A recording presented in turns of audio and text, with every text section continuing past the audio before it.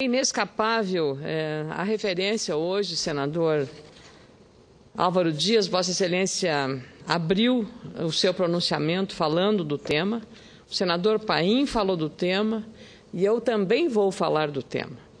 A Graziela não me ligou, senador Paim, mas não precisa a Graziela ligar, não sei, acho que não ligou também para o senador Álvaro, não há problema. A Graziela Baggio é a líder dos aeronautas e aeroviários, que tem liderado o movimento... O Ivan Martins me comunicou. De contatos com o governo, com a área do Poder Judiciário, para tratar disso. Então, a Graziela Baggio, não há necessidade, ela sabe que nós estamos acompanhando esse tema com muita atenção. Aliás, senador, a gente está vendo que não é só o problema do Aeros, é também, porque grave o problema do Aeros, diante das circunstâncias. Porque a aposentadoria complementar, cujo sistema foi montado pela administração pública, os servidores, e eu tenho a certeza que tanto com o senador Paim quanto com Vossa Excelência, senador Álvaro Dias, cada vez que o senhor entra num avião para embarcar para o Paraná ou para qualquer lugar, o senhor vai encontrar um comissário que não pôde ir para casa, contando com aquela aposentadoria que ele tinha direito, porque ele não recebe, então ele tem que continuar trabalhando. Ele está na Gol, ele está na Azul, ele está na TAM, e todos eles, invariavelmente, já identificam, o senador Paim, o senador Álvaro, certamente o deputado Rubem Bueno, que tem acompanhado esse tema, e comigo não é diferente. Na segunda-feira, aliás, na terça-feira de Carnaval, às 7 horas da manhã, fui tomar um café no velho aeroporto Salgado Filho, senador Paim, e o concessionário do café do embarque, que é o nome do café que tem ali, cabelos brancos, senadora, desculpa ele fazer uma pergunta a esta hora da manhã, e o Aeros, senadora, e eu disse assim, de fato, é uma pergunta triste essa, mas é para ver a angústia dessas pessoas que estão aguardando essa solução. E, invariavelmente, a gente encontra em aviões trabalhando, sejam comissárias de bordo, sejam comissários de bordo, sejam filhos ou dependentes de aposentados do Fundo Aeros.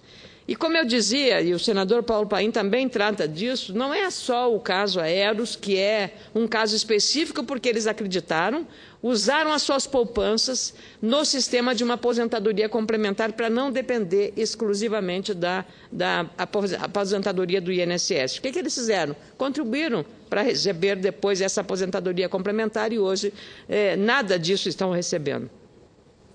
Lembro também um caso emblemático dos senadores Requião e do senador Álvaro Dias, do aposentado Orlando Vaz, ocorrido recentemente no município de Cascavel, tão conhecido do Brasil até pelo nome do município, no Paraná, mostrando uma parte trágica e triste do descaso do setor público em relação aos aposentados e pensionistas do nosso país.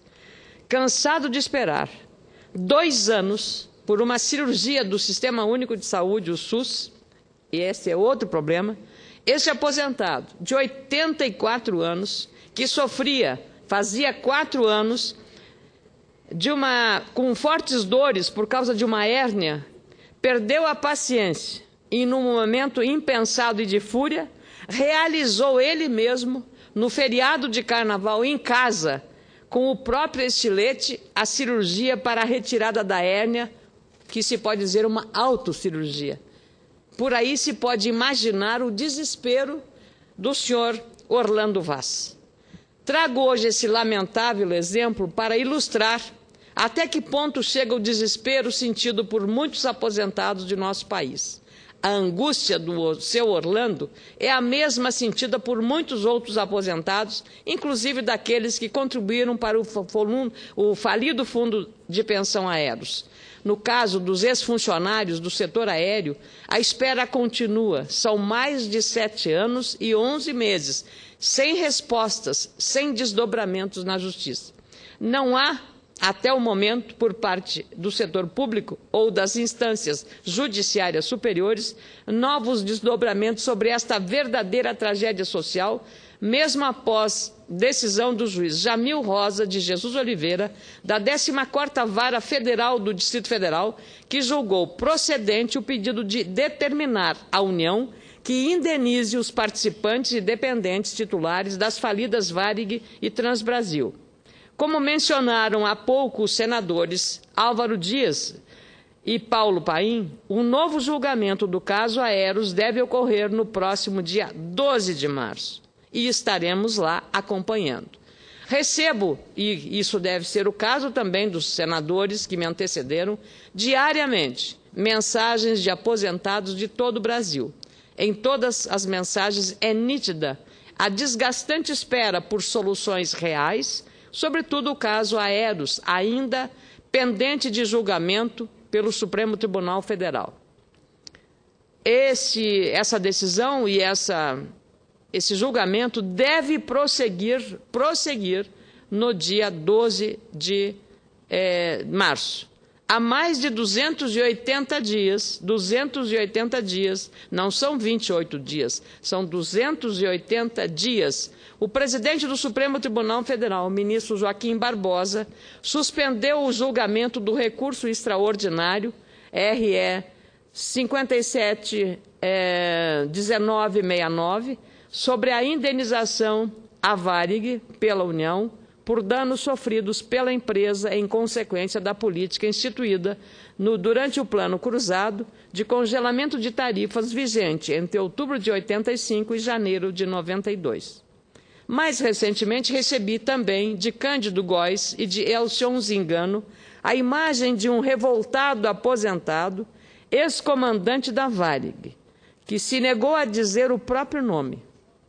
A cena era tão chocante, chamou tanta atenção, e ele foi fotografado de costas, sem que soubesse, por Francisco Barros. Parabéns, Francisco Barros, por sua sensibilidade de identificar ali uma tragédia humana. O aposentado estava com as vestimentas de comandante e o uniforme da Varig, solitário, em frente à praia, sentado em cima de uma caixa de madeira. Tinha perdido a casa. Parecia esperar por algo que não chega. Como disse o fotógrafo, era a imagem da desesperança. Mais uma vez, parabéns, Francisco Barros, por este gesto de revelar ao Brasil essa tragédia humana e essa imagem da desesperança. Uma atitude de alta sensibilidade humana. É preciso lembrar que milhões de aposentados e pensionistas também foram às instituições bancárias com muita dificuldade, às vésperas deste carnaval, para comprovarem que estão vivos perante o Instituto Nacional de Seguro Social. Isso é importante fazer, esta revalidação. Apesar da prorrogação do prazo, em outubro do ano passado, cerca de 4.700.000 brasileiros ainda não tinham realizado ou atualizado a renovação do seu cadastro junto ao INSS até a semana passada. Muitos segurados reclamaram da falta de divulgação e de esclarecimento pelo INSS. Acontece, senador, que acho que os bancos, onde muitos aposentados recebem essa aposentadoria, deveriam também auxiliar os seus clientes e correntistas e dizer: está na hora de fazer a atualização e o seu recadastramento. Por que não o fazem? Será que tem que esperar que só o INSS o faça? Ou a pessoa tem essa lembrança dessa obrigatoriedade? É importante lembrar, portanto, aqueles que estão nos acompanhando aqui, que o prazo para esta atualização do cadastro dos aposentados do INSS terminava na última sexta-feira, dia 28 de fevereiro. As 3 unidades da federação, onde há o maior número de pendências nessa atualização cadastral, são Pará, com 21,83%, Acre, com 21,07%, Roraima, 20,48%, aqui no Distrito Federal, 45.450 pessoas, ou seja, 13,29%, ainda precisam comparecer à rede bancária para regularizar a situação até Isso até a semana passada, porque o prazo, como eu disse, venceu dia 28 de fevereiro. É lamentável que o desrespeito aos idosos continue. Recentemente, 180 mil beneficiários da Previdência foram prejudicados pela inoperância do sistema do INSS. Cadastrados que saíram cedo de casa para fazer a perícia médica necessária à concessão de benefício deram com a cara na porta nos postos de atendimento aqui na capital da República, no Distrito Federal. Não foi nos confins do Brasil, foi aqui no Distrito Federal.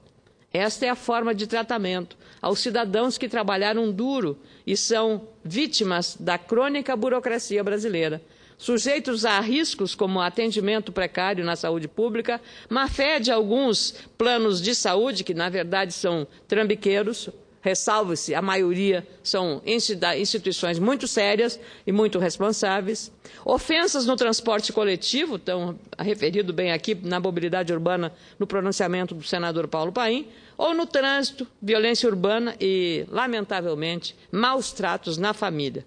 Um calvário de vida, um inferno. Outro aposentado, Sérgio Dias Marques, 64 anos, morador de Pati do Alferes, no Rio de Janeiro, reclama dos atrasos nos pagamentos das aposentadorias. Cada dia que o INSS demora para repassar o recurso previdenciário, são menos recursos para medicamentos, para moradia ou mesmo para alimentação.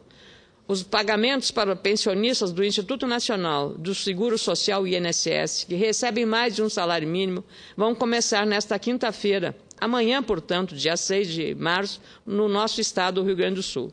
O valor que era pago sempre no primeiro dia útil do mês, desta vez, foi adiado em função do feriado do Carnaval. É até compreensível isso. É preciso, no entanto, destacar também que mais de 21 milhões de aposentados e pensionistas do INSS, de um total de 31 milhões e meio, recebem, ou seja, a maioria, mais de 70%, recebem o equivalente a apenas um salário mínimo, R$ 724. O número equivale a 71,6% de todo o universo de aposentados pelo regime geral da Previdência Social. Em 2005, essa proporção era de 67,8%, com 16 milhões e 300 mil segurados recebendo o piso nacional, segundo dados da Associação Nacional dos Servidores da Previdência e da Seguridade Social. Eu preciso aqui, por uma questão de justiça, senador Álvaro Dias, fazer um registro do esforço que o ministro da Previdência Social, o ministro Garibaldi Alves, que presidiu já esta casa, e o doutor Eduardo Gabas, que é o secretário executivo, realizam no sentido de modernizar os sistemas e atualizar o funcionamento do INSS. Adotaram um moderno processo de gestão na Previdência Social, resolvendo muito das pendências, mas ainda há um passivo a ser resolvido em relação ao atendimento cada vez melhor. E é isso que nós estamos cobrando aqui. Como eu disse, resguardando o trabalho que o ministro Garibaldi Alves e também do senhor Eduardo Gabas vem realizando, que já estive com eles e sei. Tenho certeza que hoje ou amanhã o próprio ministro vai ligar para falar que ouviu o discurso, porque é assim sempre que é esse acompanhamento. Isso é o papel de um bom gestor, mas, sobretudo, o papel de um agente público que tem respeito a esta casa. Não é o que acontece na regra geral.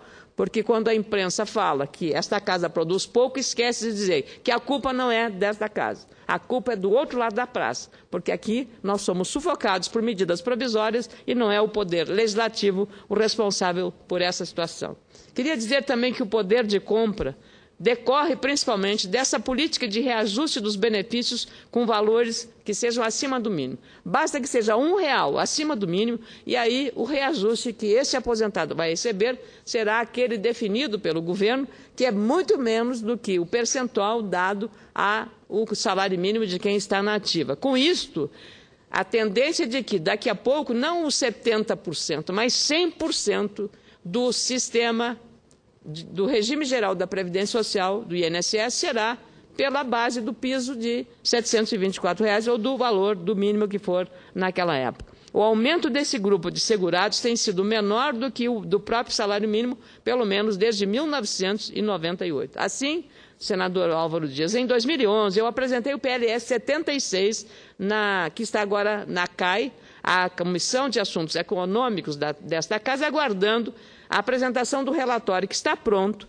desde o dia 12 de agosto de 2013, na relatoria do senador Ciro Miranda, aguardando a ser votado. Ele é favorável. O que diz esse meu projeto de lei?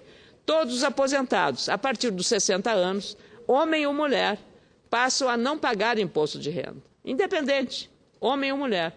Já recebem tão pouco, e aqueles que devem ter uma outra renda, então eles deixam de pagar o imposto de renda. Pode ser pouca coisa, mas esse pouco, na mão do aposentado, faz uma diferença. Segundo o presidente da Confederação dos Aposentados e Pensionistas do Brasil, COMAP, Varley Martins, projeções feitas pela entidade mostram que até 2025, 9 em cada 10 aposentados do INSS estarão ganhando o piso, que é do salário mínimo. Desde 98, a perda acumulada de quem recebe acima do mínimo é de 77,6% a perda, por conta dos reajustes inferiores ao do piso dado a quem está trabalhando e está na ativa. Um aposentado de 76 anos que recebia cerca de 3 salários mínimos em 2008, hoje recebe o equivalente apenas a 1,5 salário e vai ser, ainda assim, vai reduzir ainda mais. O achatamento o obrigou a cortar o plano de saúde e a voltar a trabalhar. Enquanto isso, os fundos de previdência complementar, tema que foi debatido amplamente na Comissão de Assuntos Econômicos, nesta Casa, no ano passado, a meu pedido, conseguiram afrouxar por um ano o limite de tolerância para seus déficits, de 10% do patrimônio para 15%, segundo informação publicada na semana passada pelo jornal Folha de São Paulo. Com isso, os fundos de pensão de aposentadoria complementar que registraram perdas no mercado financeiro no ano passado e viram seus ativos derreter, terão até 2015 para colocar em ação planos de reequilíbrio financeiro. A tolerância vale apenas para as perdas em 2013. Segundo pesquisa da consultoria Gama, encomendada pela ABRAP, que reúne os fundos de pensão, dobrou o número de planos de previdência deficitários em 2013. O déficit somado até setembro de 2013 chega a 18 bilhões de reais. Uma verdadeira situação complicada, mais um esqueleto no armário. 1/4 dos planos de previdência, de fundos de pensão, de empresas privadas, mas, sobretudo, empresas públicas, registrou déficit acima de 15% do patrimônio entre 744 planos. O atual cenário econômico encarece, portanto, ainda mais os custos para aqueles que têm condições de contribuir mensalmente para a previdência complementar. Por isso, a importância desta Casa nos debates que envolveram os gestores dos principais fundos de previdência complementar estatais, como do Fundo de Pensão da Petrobras, o Petros, da Previ, que é do Banco do Brasil, do Postales, que é da ECT, e da FUNCEF, que é da Caixa Econômica Federal, por iniciativa minha, junto às comissões de assuntos sociais e também à Comissão de Assuntos Econômicos. É importante lembrar que os aposentados que contam com uma renda complementar acumulada ao longo de décadas têm menor risco de passarem por situação tão dramática quanto os do aposentado Orlando Vaz, citado no início do meu pronunciamento, morador de Cascavel. É preciso, por isso, assegurar rentabilidade aos sócios destes fundos, mas mais do que a rentabilidade, também a segurança para evitar que os trabalhadores que aplicam parte de suas rendas nos fundos de previdência complementar para evitar tragédias sociais como as do Fundo Aeros, lamentavelmente por erros de gestão ou uso equivocado dos recursos públicos, aposentados com mais de 80 e 90 anos estão sem receber a integralidade de suas aposentadorias. Ali eu faço questão também, senador Álvaro Dias, porque quando foi colocado na pauta de votação o agravo, a questão relacionada à defasagem tarifária da Varig no Supremo Tribunal Federal, queria também, por uma questão de justiça, fazer uma referência ao voto magistral, muito bem fundamentado da ministra Carmen Lúcia. Aquele voto é um voto que dispensa qualquer análise, porque de uma clareza, de uma sustentação técnica e competência que a ministra fez justiça com os aposentados do Fundo Aeros e em relação às responsabilidades da União. Por isso, a má gestão pública e a realização equivocada de aplicações financeiras sobre os fundos de pensão são, sem dúvida, uma doença que precisa ser combatida na nossa sociedade. O descaso com a administração severa e minuciosa das finanças desses fundos de pensão, especialmente o das estatais, afetando os aposentados do país, é, portanto, fatal, com possibilidades de irreversíveis e irreparáveis danos às vidas de qualquer cidadão. Então, é por isso que nós aqui, com tanta frequência, abordamos esse tema, porque acreditamos que aquela velha máxima, água mole em pedra dura, tanto bate até que fura. Espero que, com isso, e no dia 12 de março, o ministro Joaquim Barbosa cumpra com aquilo que havia assumido, colocando mesmo em pauta de votação, não adie mais, além desses 280 dias que já passaram, para que esse processo continue o julgamento iniciado com tanto brilho naquele voto da ministra Carmen Lúcia. Muito obrigada.